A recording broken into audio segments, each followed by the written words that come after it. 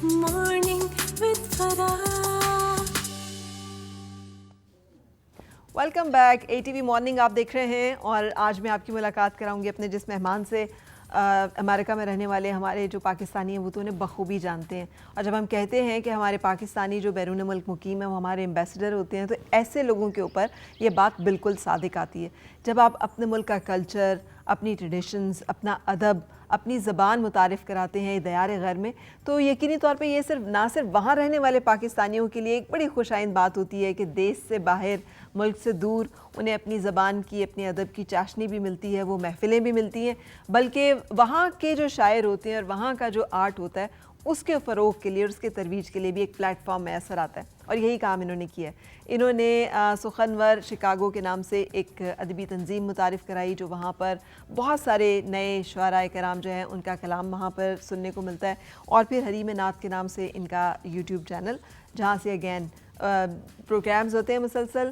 On line دنیا کا پہلا زوم آن لائن مشاعرہ جو ہے اس کا اہتمام بھی انہوں نے ہی کروایا کووڈ کے دنوں میں جب یہ سب چیزیں اور محافل بند ہو چکی تھیں۔ اس طرح کی بہت ساری ادبی سرگرمیوں کے ساتھ انہوں نے شکاگو کو بڑا ادبی ماحول اور ذوق فراہم کر رکھا ہے۔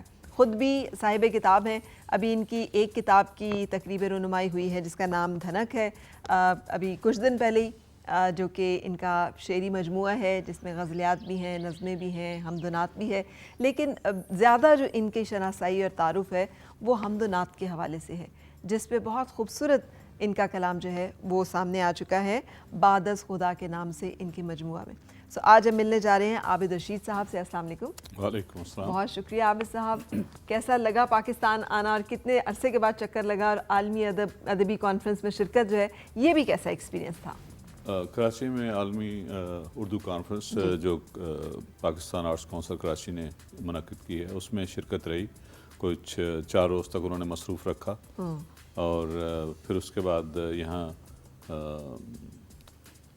آنا ہوا، اور یہاں پر بھی اسلام آباد میں کل میری کتاب کی رونمائی تھی بعد از خدا کی، اور یہاں پر بھی کافی مصروفیت رہی۔ اس سے پہلے لاہور میں جشن افتخار عارف ہو رہا تھا، اس میں بھی کافی مصروفیت رہی، تو یہ کافی سمجھ لیں کہ ہیکٹک پاکستان کا دورہ رہا ہے۔ جی جی بالکل صحیح۔ جی۔ اچھا، لیکن آپ کا تعلق انجینئرنگ سے ہے بنیادی طور پہ، اور ایک کمپنی میں آپ کام بھی کرتے ہیں ایک لیڈر کے طور پہ، گلوبل لیڈر کے طور پہ، گلوبل کمپنی میں، تو وہ انجینئرنگ کا تعلق ادب سے کیا ہے، اور ان کا آپ کے اندر یہ جو دونوں چیزیں ہیں یہ کہاں سے ان کا اکٹھا ہونا ممکن ہوا؟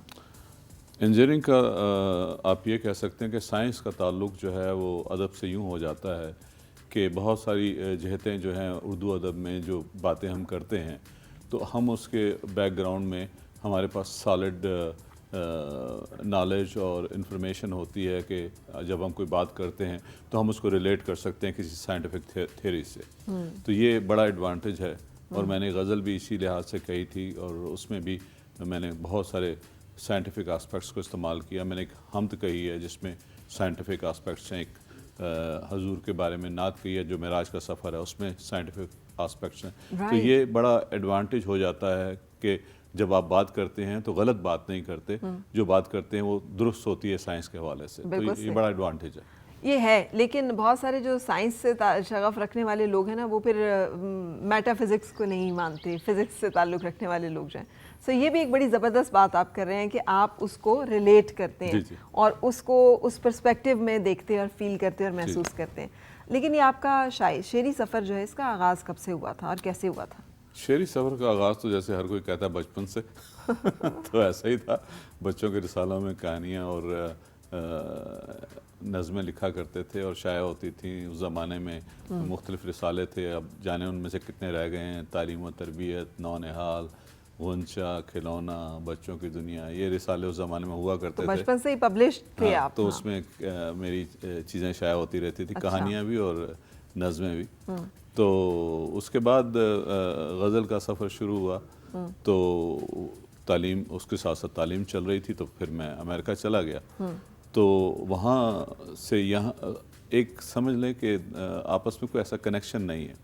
ہم وہاں پر ادبی سرگرمیاں تو کرتے ہیں اور لکھتے بھی ہیں، سناتے بھی ہیں، سنتے بھی ہیں، لیکن ہم پاکستان کے ادبی ماحول میں اتنے پہچانے نہیں جاتے، تو کیونکہ آپ وطن سے دور ہیں. ہاں جی یہاں کی لائم لائٹ سے اور یہاں کی محافل سے اور یہاں کی تقریبات سے ڈیفینیٹلی تھوڑا دور ہیں. جی جی ٹھیک ہے.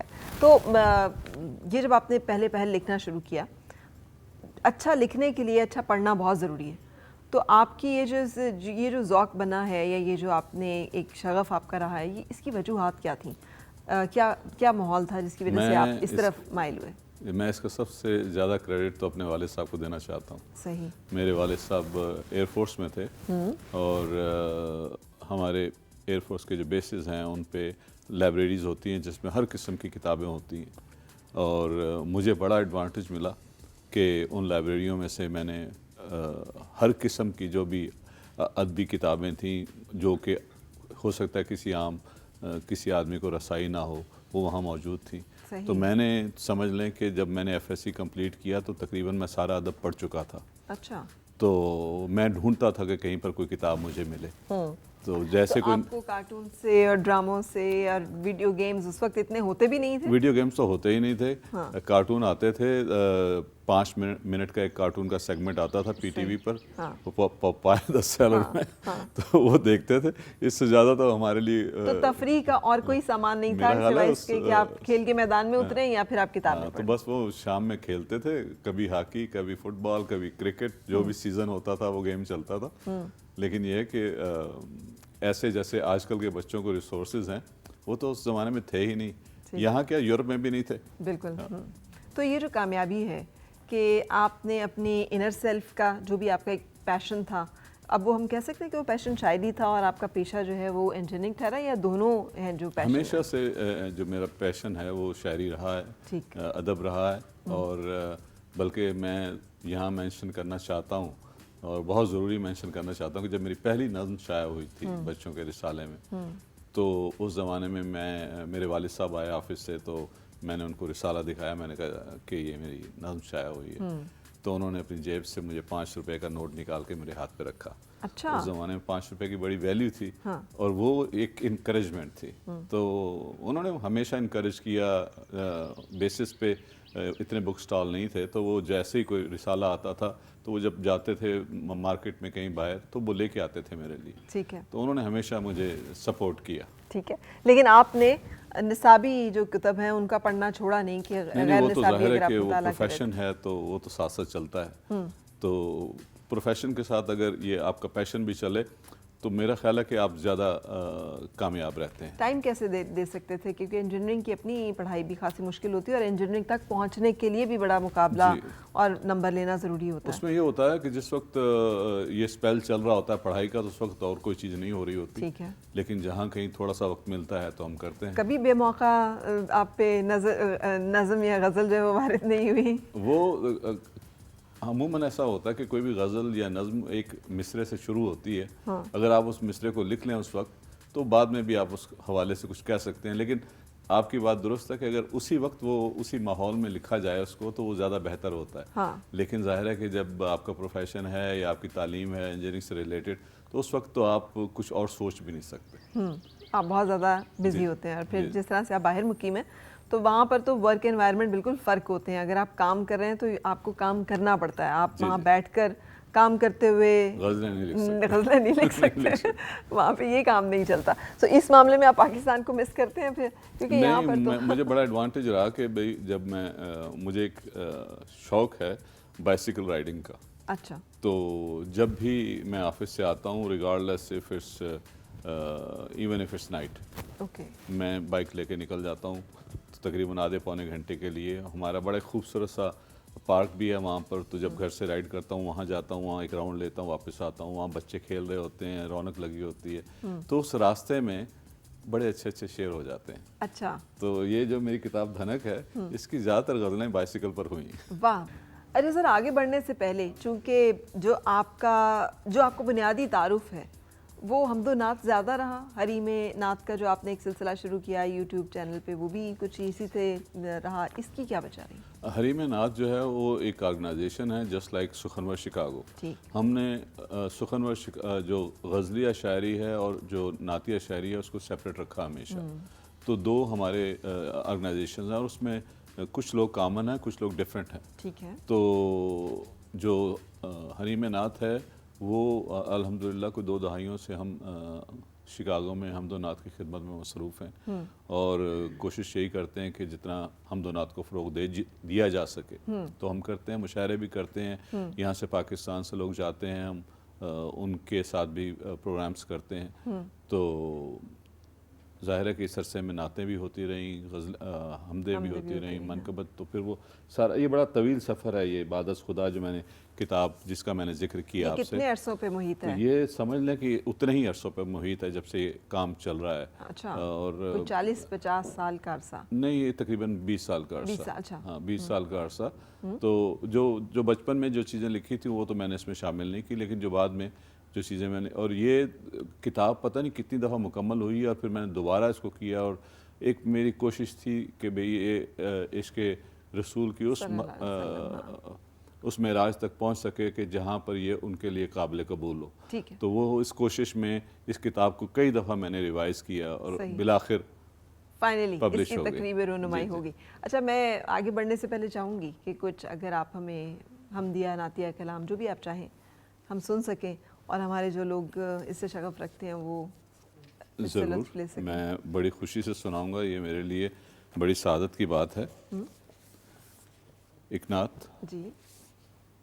زمین ہوتی ستارے نہ آسماں ہوتے، حضور آپ نہ ہوتے تو ہم کہاں ہوتے، واہ، بھٹک ہی جاتی زمیں کب کی اپنے محور سے، زمیں پہ گرنا درودوں کے سائباں ہوتے، واہ، خدا کا شکر ہمارے ہیں رحمت عالم، جو ہم نہ آپ کے ہوتے تو رائے گاں ہوتے، واہ، سوالیوں کو خدا جانے کیا خدا دیتا، سوال گرنا درودوں کے درمیاں ہوتے، واہ، ہے گفتگو کا سلیقہ تو ان کی مدحت سے، جو حمد و نعت نہ کہتے تو بے زباں ہوتے۔ واہ، بہت خوبصورت۔ سو یہ کتنی تقریباً حمدیہ اور نعتیہ کلام ہے جو کہ اس کتاب میں آپ نے پبلش کیا؟ تقریباً ہوں گے اس میں کوئی 70-80 ٹھیک چیزیں ہوں گی اس میں۔